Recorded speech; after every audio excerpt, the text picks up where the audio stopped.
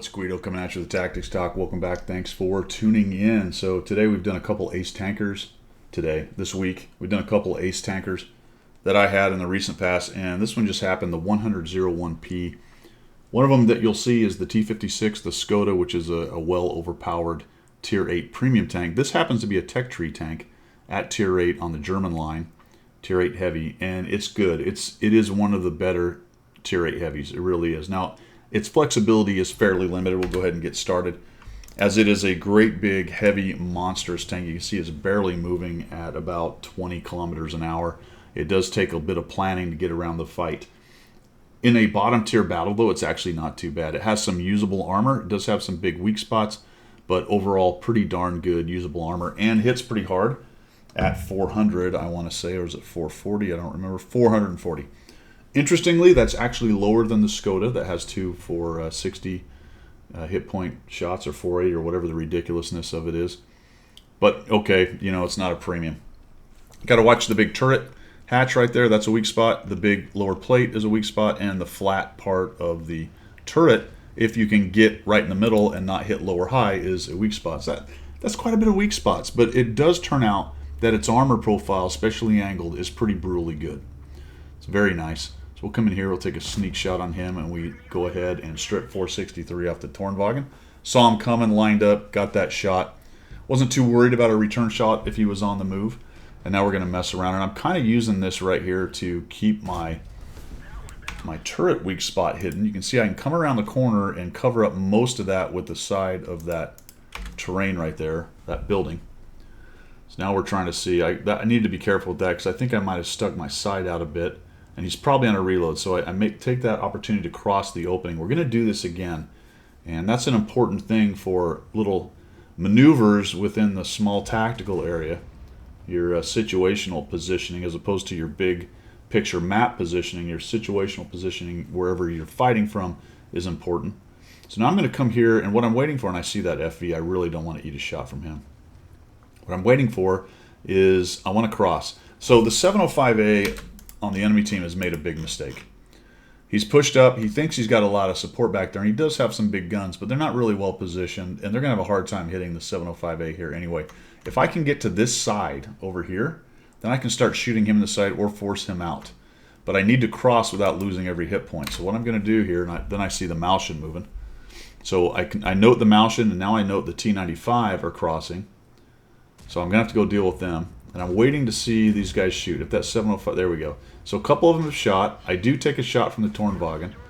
And what I was waiting for was to make sure that the 705A had fired. I don't want to eat that big shot. I'll accept the small one from the Tornwagen. And he does end up ammo racking me. So we'll fix that. All right, so I'm going to tuck in here. Initially, I thought I might turn the whole tank around, but that's just giving him a lot of side armor.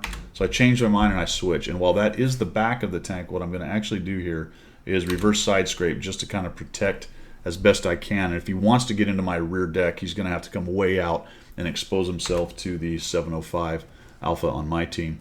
Now I've got that side shot I'm looking for. He doesn't really have any great options, and we take this dude out. Then I see the Malshin turning. Watch how slow the turret is. It just takes me forever. I'm like, okay, go. Come on, buddy. Come on, buddy. Now what I'm going to do is I'm going to come in here, and then I'm going to shift both the hull and the turret. See how I get a little closer, I shift the hull and the turret. That brings the gun online a little better. And I'm going to prioritize the Malshin. He's more flexible. We'll back out, and it looks like the T95 has squared up, so we'll back out and not let him have a free shot. Now he has two choices: sit there and get shot in the side, or try to get to cover, so that's going to give me an opportunity. Go ahead and shoot him in the back. We're going to try to track him if we can. We don't quite get there. We drop another 400 on him. 268's raging around, trying not to die. And the T95 gets around the corner before I can do anything. So we're watching this happen. The 110E3 is over there. There's some reaction back in the 6 o'clock back there. You got the standard B. I think even the FV gets in on the action over there. And they take down both the Malshin and the T95.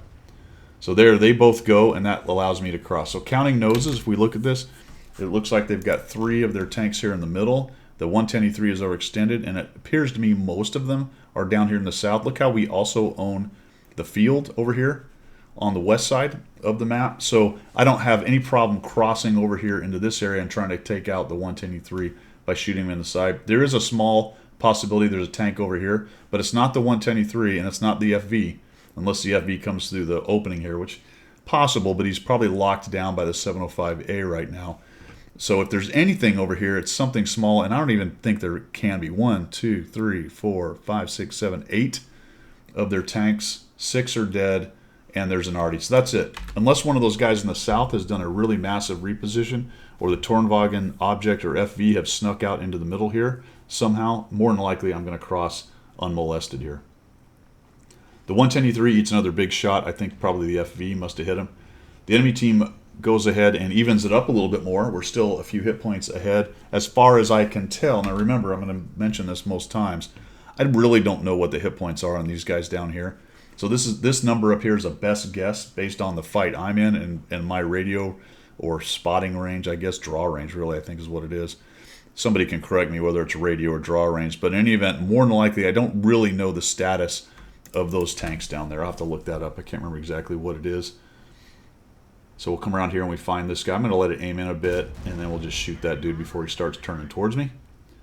We'll just come around the corner, and we'll head on in. So we'll speed this thing up a little bit because it is a slow tank. All right, the flexibility... Oops, sorry.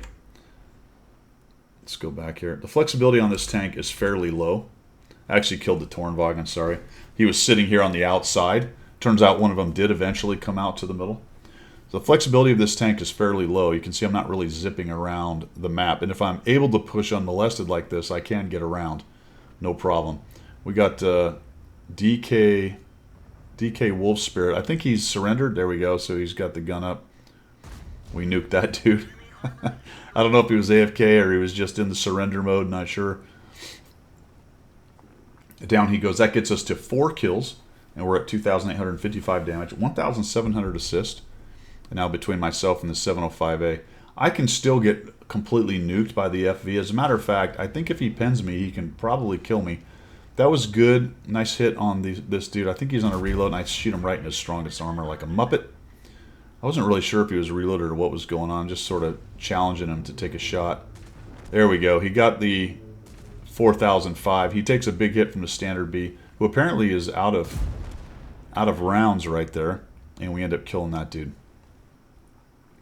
Gets us to kill number 5 and W.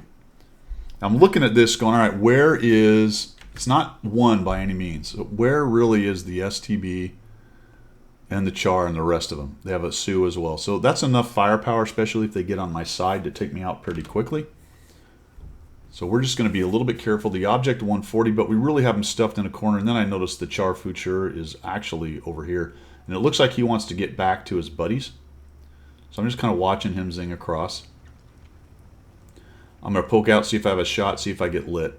So it doesn't appear to be anybody in those bushes right there. 140 is swirling. Then I notice the Char is charging hard. So now I'm going to move out into the open, and it looks like he's going to uncover. So it looks like he's trying to get in there and help his dudes. And so we'll just go ahead and tap him for 431.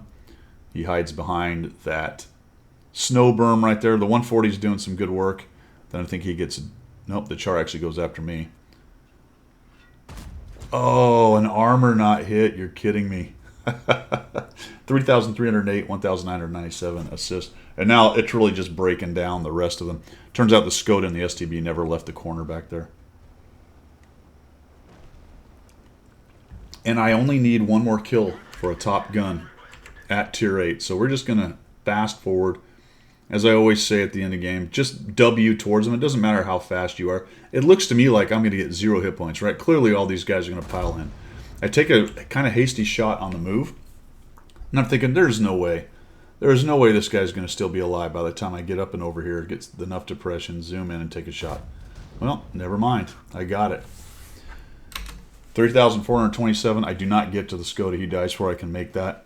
2,099 assists, 390 bounced, and 6 kills for a top gun, somewhere around 1,500 base, I believe. And the VK100-01, I would say that this is probably one of the best tech tree tier 8 heavies. Obviously, its limitation is its flexibility, its speed, ability to get around the battle. But in terms of just being a fun, heavy tank that can really take the hits, dishes out some good punishment, and has a little bit of fear factor in terms of its armor and its gun in the tech tree at tier 8, this really is it. I mean, I can't think of another tech tree tank that's as brutal as this thing overall. It really is pretty good. I mean, maybe the IS-3 with a good player, but that's probably 5 years ago at the end of the day. So this really is one of the best Tier 8 heavy tanks. Again, not flexible. A lot of players who value speed are not going to like it at all, but it really does good work. And I will say, if you're looking at bounce missions and things like that, a really good candidate for those bounce missions. All right, that's all I've got. Thanks for tuning in, guys. As always, I appreciate your support of the channel. Here's to a new year and a good new year to everybody. See ya.